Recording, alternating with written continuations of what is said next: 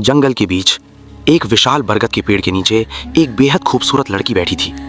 उसकी आंखों से आंसू बह रहे थे, चेहरे पर दर्द था और दिल में तूफान। तभी सूखे पत्तों पर कुछ रेंगने की आवाज आई, सरसराहट।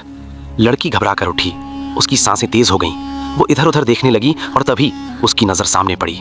एक विशाल जहरीला काला नाग धीरे धीरे उसकी ओर रेंगता हुआ आ रहा था। लड़की डर के मारे पीछे हट गई। वो भागने ही वाली थी कि अचानक नाग ने कहा, रुको, मुझसे घबराने की जरूरत नहीं है, मैं तुम्हें डसूंगी नहीं। लड़की जैसे पत्थर की हो गई, उसकी आंखें फैल गईं। ये कैसे हो सकता है? वो कांपती आवाज में बोली, तुम बोल कैसे सकते हो? नाग की आवाज शांत थी, लेकिन उसमें एक अजीब गंभीरता थी। मैं तुम्हें सब बता दूंगा, लेकिन पहले तुम्हें मेरी जान बचानी होगी। वो थोड़ा और पास आया। एक शिकारी मुझे पकड़ना चाहता है, बहुत मुश्किल से उसके चंगुल से निकला हूं। उसने विनती भरी आवाज में कहा, मुझ पर भरोसा करो और अपने दुपट्टे में मुझे छुपा लो। लड़की ने एक पल के लिए आंखें बंद की।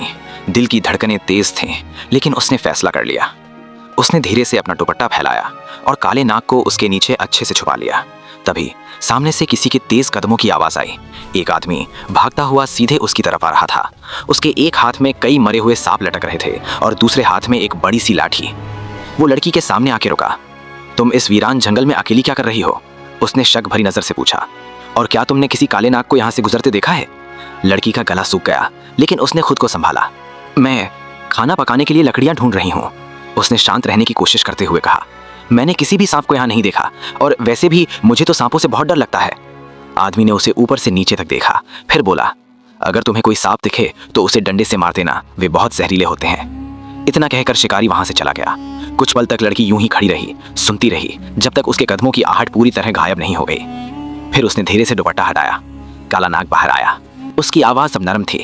तुम कितनी दयालु हो, तुम्हारे कारण आज मेरी जान बची, ये उपकार मैं कभी नहीं भूलूंगा।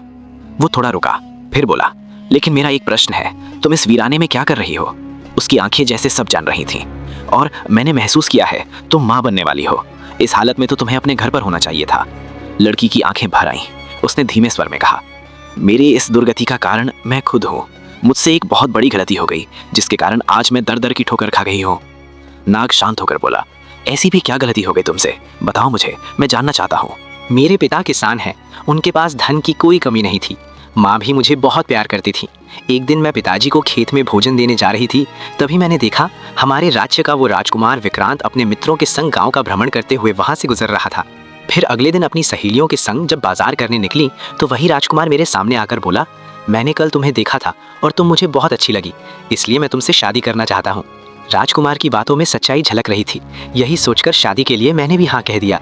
फिर हम दोनों बात करते हुए मेरे घर तक गए। वहाँ से राजकुमार अपने महल लौट गया और मैं अपने घर पहुँच गई। अब 2 दिन तक वो मुझे कहीं नहीं दिखा, लेकिन तीसरे दिन उसके पिता यानी नगर के राजा लू लश्कर सहित मेरे घर आ पहुँचे। राजा को घर में देख मेरे पिता हैरान रह गए। फिर उन्होंने राजा का स्वागत किया। जब चर्चा करने वो बैठे तो पिताजी ने कहा, राजन, आप बताइए मेरे इस छोटे से घर में आपका कैसे आना हुआ? राजा ने कहा, मेरे पुत्र को तुम्हारी बेटी पसंद है। ये दोनों एक दूसरे से प्रेम करते हैं, इसलिए मैं स्वयं चलकर तुम्हारी बेटी का हाथ मांगने आया हूँ। बताओ तुम्हें ये रिश्ता मंजूर है या नहीं? मुझे बस एक दिन का समय दीजिए, क्योंकि मुझे इस बात की कोई जानकारी नहीं थी। मैं आपको कल अपना जवाब खुद आकर दूंगा। जब राजा घर से गए तो पिताजी ने मुझसे कहा, बेटी, क्या ये बात सत्य है? हाँ पिताजी, मैं राजकुमार विक्रांत से प्रेम करती हूँ। ये सुनकर पिताजी आग बबूला हो उठे और मुझ पर गुस्सा करते हुए बोले, क्या तुम्हें पता भी है तुम क्या बोल रही हो? वो राजकुमार जिसे तुम प्रेम करती हो वो पहले से ही शादीशुदा है, और वो नगर का सबसे बड़ा जुआरी और मद्यपान करने वाला आदमी है। मैं हैरान रह गई। फिर मैंने उनसे कहा, पिताजी, आपने जरूर किसी और को देखा होगा। राजकुमार ऐसा नहीं है, वो मुझसे बहुत प्रेम करता है, और शादी तो मैं उसी से करूंगी, वरना मैं अपनी जान दे दूंगी। माँ ने भी मुझे राजकुमार विक्रांत से दूर रहने के लिए कहा, लेकिन मैं छुपकर उससे मिलती रही। फिर एक दिन राजकुमार ने मुझसे कहा, अगर तुम मुझसे सच्चा प्रेम करती हो तो चलो आज ही हम शादी कर लेते हैं। हम दोनों ने शादी कर ली, लेकिन वो मुझे महल ना ले जाकर एक छोटे से घर में लेकर गया। मैंने उससे पूछा, तुम मुझे ये कहाँ लेकर आए हो? क्या हम इसी घर में रहेंगे? वो बोला, हाँ, कुछ दिन हमें यहीं बिताने पड़ेंगे, क्योंकि मेरे पिता मुझसे बहुत नाराज हैं। पर तुम घबराओ मत, जल्दी ही मैं तुम्हें महल लेकर जाऊंगा और उन्हें हम दोनों को स्वीकार करना ही पड़ेगा। अगली सुबह राजकुमार ने मुझसे कहा, मैं किसी काम से बाहर जा रहा हूँ, लौटते समय खाने पीने की सामग्री भी ले आऊंगा, तुम यहीं रहना और कहीं जाना मत। इतना कहकर वो चला गया। घर में सामान बहुत बिखरा हुआ था, तो मैंने सफाई शुरू की। घर साफ करके जैसे ही मैं लेटी, थकान के कारण मुझे नींद आ गई। फिर कब शाम हो गई मुझे पता ही नहीं चला। जब राजकुमार घर वापस लौटा तो उसने मुझे जगाया। तब हम दोनों ने एक साथ भोजन किया। शुरुआत में उसने मेरा बहुत ख्याल रखा। कुछ दिनों बाद जब मैं गर्भवती हुई तो मेरा पति बहुत खुश हुआ। फिर एक रोज वह मुझे किसी औरत के पास लेकर गया जो पेट को छूकर बता देती थी कि गर्भ में पल रहा बच्चा बालक है या बालिका। औरत ने मेरे पेट को छूकर कहा, तुम्हारी पत्नी के गर्भ में एक लड़की है। ये सुनकर राजकुमार के चेहरे पर बस खामोशी थी। जब हम घर आए तो उसने कहा, मुझे बेटी नहीं चाहिए, मुझे तो बेटा चाहिए। इसीलिए मैं चाहता हूँ कि तुम इसे उस दिन जब मैंने अपने पति का असली रूप देखा। मैंने कहा, ये क्या कह रहे हो तुम, मैं ऐसा बिल्कुल भी नहीं करूंगी, मैं अपने बच्चे को नहीं छोड़ूंगी। फिर वो अचानक शांत हो गया और कहने लगा, अगर तुम्हारी यही इच्छा है तो ठीक है, लेकिन मैं चाहता हूँ कि हमारा बच्चा महर में जन्म ले, अपनी मातृभूमि पर। इसलिए कल सुबह होते ही हम महल जाएंगे। उसकी बात पर मुझे संदेह हुआ, लेकिन मैं कर भी कह सकती थी। अगली सुबह राजकुमार विक्रांत मुझे अपने साथ जंगल के रास्ते ले जा रहा था। चलते चलते जब बहुत देर हो गई तो मैंने उससे कहा, इस हालत में आप और नहीं आगे बढ़ सकती मैं। वह बोला, देखो सामने जो बड़ा सा पेड़ है उसके पीछे ही हमें लेने के लिए महल से एक रथ भेजा गया है। ये बोलकर उसने मुझे बहलाया और चलने पर मजबूर किया। फिर सामने ही जंगल के बीच मुझे टूटा फूटा घर नजर आया। जब हम उसके पास पहुंचे तो राजकुमार ने कहा, तुम यहीं बैठो और ये फल खा लो, इससे तुम्हें ताकत मिलेगी।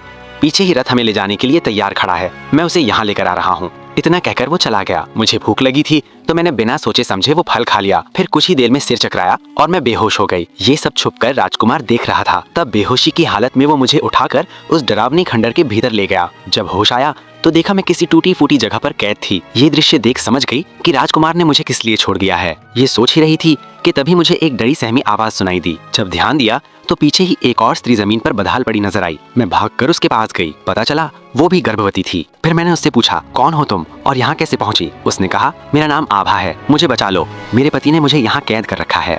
उसकी बातों से साफ हो गया कि आभा का और मेरा पति एक ही शख्स है। जब नजरें घुमाई तो मैंने पाया कि हमारे आसपास कई मानव हड्डियां पड़ी थी। इसे देखकर साफ पता चला कि हम पहले शिकार नहीं हैं। अब तुरंत ही मैंने बाहर निकलने के लिए रास्ता ढूंढना शुरू किया, मगर वो जगह पूरी तरह से बंद थी। वहां से निकलने का कोई रास्ता दिखाई नहीं दिया। तभी राजकुमार आया और बोला, यहाँ से निकलने की सोचना मत। ये जो हड्डियां पड़ी देख रही हो, उन्होंने भी भागने की कोशिश की थी, लेकिन सब मारे गए। अब तुम भी यहीं मरोगी। मैंने पूछा, मगर तुम ऐसा क्यों कर रहे हो? मेरा क्या कसूर है? और वो औरत जो वहां पड़ी है उसने क्या बिगाड़ा है तुम्हारा? राजकुमार बोला, तुम दोनों का ये कसूर है कि मैंने तुम्हें पहले ही कहा था मुझे बेटी नहीं चाहिए, लेकिन तुमने मेरी बात नहीं सुनी, इसलिए तुम दोनों मरोगी। फिर उसने जबरदस्ती मेरा हाथ एक जंजीर में बांध दिया और वहां पड़ी आभा का भी। हमारी मौत सुनिश्चित करने के बाद वो शैतान आदमी चला गया, लेकिन मैंने हार नहीं मानी। अपनी पूरी ताकत से जंजीर को खींचती रही। आभा ने भी अपनी बची हुई ताकत लगाकर मेरी मदद की। आखिरकार जंजीर टूट गई और मैं आजाद हो गई। फिर मैंने आभा से कहा, मैं गाँव वालों को लेकर आती हूँ, तुम घबराना मत। मदद के लिए जंगल में मैं इधर उधर भटक रही थी। तभी मैंने देखा कि मेरा दुष्ट पति हाथ में कुल्हाड़ी लिए सामने से आ रहा था। मैं तुरंत एक बड़े बरगद के पेड़ के पीछे छुप गई। अब मुझे आभा की चिंता होने लगी, क्योंकि मेरा दुष्ट पति उसी तरफ जा रहा था। जब वो कुछ दूर चला गया तो मैं अपनी पूरी क्षमता से भागी। भागते भागते मैं किसी नदी किनारे पहुंची, जहां कुछ लोग मछलियां पकड़ रहे थे। मैंने उनके पास जाकर कहा, मदद करो, हमें बचा लो। एक आदमी है जो मुझे और वहां एक दूसरी औरत को मारना चाहता है। अगर तुम हमें ले चलोगे तो हम तुम्हारी मदद जरूर करेंगे। बस फिर क्या, सभी लोग हाथ में लाठी डंडे लिए मेरे पीछे पीछे चलने लगे। जब हम लोगों के साथ उस डरावनी घर में पहुंचे तो देखा मेरा पति दीवार तोड़कर वहां से भाग निकला। कुछ लोग उसे मारने के लिए डंडा लेकर पीछे भागे। अब आभा को जंजीरों से आजाद किया गया। फिर गांव वालों की सुरक्षा में हम नदी किनारे पहुंचे, जहां नाव में मैंने उसे बिठाया और कहा, अब तुम आजाद हो, अपने घर जाओ। आभा बोली, क्या तुम्हें अपने घर नहीं जाना? इस खतरनाक जंगल में तुम क्या करोगी? मैंने कहा, मैंने बहुत बड़ी गलती की है, इसलिए मैं अपने घर कभी नहीं लौट सकती। मछुआरे ने नाव चलाना शुरू किया। फिर आभा को मैंने अलविदा कहा। उसके जाने के बाद अगले 4 दिनों तक मैं अकेले जंगलों में भटकती रही। उस पाखंडी से शादी करना मेरी जिंदगी की सबसे बड़ी भूल थी। अब मैंने तुम्हें अपने बारे में सब कुछ बता दिया। वाकई तुम तो बहुत साफ दिल की हो और हिम्मत वाली भी। तुमने जो मुझ पर उपकार किया है उसके बदले मैं भी तुम्हारे लिए कुछ करना चाहता हूँ। मैं इस जंगल के चप्पे चप्पे से वाकिफ हूँ और मैं एक जगह जानता हूँ जहाँ तुम्हें रहने के लिए छत मिल सकती है। अगर तुम चाहो तो मैं तुम्हें वहाँ लेकर जा सकता हूँ। लड़की ने भी हाँ कहा और काली नाग को हाथ में लिए उसके बताए अनुसार रास्ते पर चलने लगी। फिर थोड़ी देर बाद वो झोपड़ी के पास आ पहुंचे। अंदर जाने के बाद देखा झोपड़ी थोड़ी गंदी थी। उसने तुरंत साफ सफाई शुरू की और उस जगह को रहने लायक बना दिया। कुछ दिन ऐसे ही बीत गए। वो अकेली बैठी हमेशा यही सोचती रहती और भगवान से कहती, हे प्रभु, मैंने अपने माँ बाप की बात नहीं मानी जिसकी सजा मुझे मिल रही है। दुनिया में केवल माँ बाप ही होते हैं जो अपने बच्चों की भलाई के बारे में सोचते हैं। मैंने उनकी बात ना मानकर गलती की, मुझे क्षमा करें प्रभु। फिर वो दिन आ गया जब बच्चे का जन्म होना था। उसके पेट में अचानक से दर्द होने लगा। वो बेसहारा अकेली प्रसव पीड़ा से तड़पने लगी। उसकी चीखों से पूरा जंगल गूंज उठा, लेकिन मदद करने वाला वहां कोई नहीं था। बहुत देर तक चली संघर्ष के बाद उसने 2 सुंदर सी लड़कियों को जन्म दिया। तभी काली नाग वहां आया और बोला, देखो ये भगवान की कृपा ही तो है कि तुमने एक की जगह 2 बच्चों को जन्म दिया। अब तुम अकेली नहीं हो, इस बात की खुशी है मुझे। और एक बात, क्या तुम्हारा नाम जान सकता हूँ? मैंने कहा, मेरा नाम सावरी है, इस नाम से तुम मुझे बुला सकती हो। अब काली नाग उन दोनों बच्चों का ख्याल रखता और इसी तरह दोनों हंसते खेलते बड़े हो रहे थे। फिर फिर एक रोज जब सावरी खाना पका रही थी, तभी वो काली नाग रेंगता हुआ उसके पास आया। सावरी ने पूछा, तुम कहाँ से इतनी जल्दी में आ रहे हो? काली नाग बोला, आज बहुत खुशी का दिन है तुम्हारे लिए, क्योंकि तुम्हारे दुश्मन को मैंने सजा दे दी है, उसे डसकर। सावरी घबराते हुए बोली, तुमने किसे काट लिया? किसकी बात कर रहे हो? मुझे यकीन है कि जिसे मैंने काटा है वह तुम्हारा ही पति है। तुम्हें कैसे पता चला कि वह नगर का राजकुमार है? काली नाग ने कहा, मुझे नहीं मालूम था, लेकिन वहाँ खड़े एक सिपाही ने जब उसे राजकुमार कहा तो मैं समझ गया। हो ना हो ये वही वैशी दरिंदा है जिसने तुम्हारी जिंदगी खराब करने की पूरी कोशिश की थी। फिर मौका मिलते ही उसने उसे डस लिया और वहाँ से भाग निकला। अब सावरी को उसकी बात पर यकीन हो गया। फिर खुश होने के बजाय वो गुस्सा होकर कहने लगी, ये तुमने बहुत ही गलत किया, क्योंकि जिस राजकुमार विक्रांत को तुमने काटा है अब उसकी एक संतान है। वह एक बच्चे का पिता बन चुका है। कल मैं जब बाजार गई तभी उसे बच्चे के साथ वहाँ देखा था। अब तुम ही बताओ, क्या ये अच्छा हुआ कि हमने एक बच्चे से उसके पिता को छीन लिया? मुझे नहीं पता ये सही था या गलत, लेकिन बदला लेने का यही सही मौका था, इसलिए मैंने उसे डस लिया। उसने कहा, देखो मैंने अपने जीवन में बहुत बड़ी गलतियां की हैं। मैं नहीं चाहती कि एक और गलती करके किसी बच्चे को अनाथ कर दूं। अब तुम मुझे बताओ कि उसे ठीक कैसे कराया जाए। तुम्हारे जहर का तोड़ बताओ मुझे। फिर न चाहते हुए भी काली नाग ने अपने जहर को खत्म करने वाली जड़ी बूटियों के बारे में बताया। सावरी ने जंगल में तुरंत सभी औषधियां इकट्ठा की और भागते हुए राजकुमार विक्रांत के पास पहुंची। फिर उसने सैनिकों से कहा, ये कुछ जड़ी बूटियां हैं जो सांप के जहर को खत्म करती हैं। इसे जल्दी से राजकुमार को खिला दो। जड़ी बूटियां गले से नीचे उतरते ही उसे होश आया और उसने कहा, क्या हुआ था मुझे? मैं जमीन पर क्यों पड़ा हूँ? सिपाही ने उत्तर दिया, आपको एक जहरीले सांप ने काट लिया था।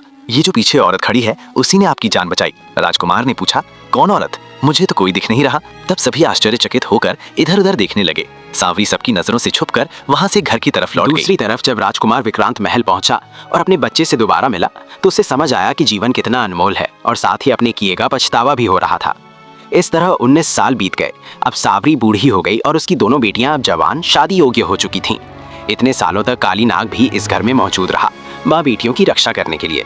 फिर एक दिन सावरी ने काली नाग से कहा, तुम्हें याद है मैंने उस शिकारी से तुम्हें बस एक बार बचाया था और देखो बदले में तुमने अपनी पूरी जिंदगी मेरी हिफाजत की। तुम्हारा ये एहसान मैं इस जन्म में तो नहीं चुका पाऊंगी। काली नाग कुछ बोल ही रहा था कि तभी किसी के रोने से सकने की आवाज जंगल में गूंज उठी। सावरी तुरंत ही आवाज का पीछा करने लगी और उसने सोचा कि ये जो कोई भी रो रहा है इसकी आवाज में बहुत दर्द है, जैसे जमाने ने इसे ठुकरा दिया हो। फिर वो रुककर देखती है कि सामने एक बूढ़ा आदमी बड़े बरगद के पेड़ के नीचे बैठा रो रहा था। जब सावरी ने पास जाकर उसे देखा तो उसकी आंखें खुली की खुली रह गई, क्योंकि सामने जो बूढ़ा आदमी था वो उसका पति यानी नगर का राजा विक्रांत निकला। फिर बूढ़ा उसके पैरों पर गिर पड़ा और कहने लगा, सांवरी मुझे माफ कर दो। देखो वक्त ने क्या खेल खेला। मैंने जिस पुत्र के लिए इतना सब कुछ किया उसने मुझ पर जुल्म ढाए और मुझे राजपाट से बाहर कर दिया। मुझे भगवान पर पूरा यकीन था।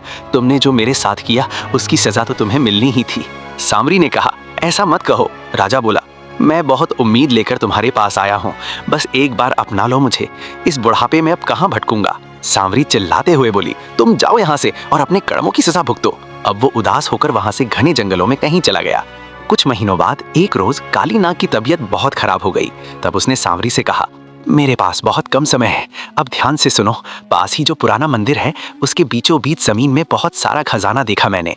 तुम वो सब लेकर शहर चली जाओ और वहाँ एक घर खरीद लेना। बेटियों के लिए अच्छा सा वर ढूंढकर उनकी शादी भी कर देना। इतना कह काली नाग ने अपनी अंतिम सांस ली और इस दुनिया से हमेशा के लिए चला गया। सांवरी ने उसे घर के पास दफना दिया और खजाना लेकर वो शहर चली गई। वहां उसने एक बहुत सुंदर घर खरीदा और अपनी दोनों बेटियों की शादी बहुत धूमधाम से की। शादी इतना भव्य था कि पूरा नगर देखता रह गया।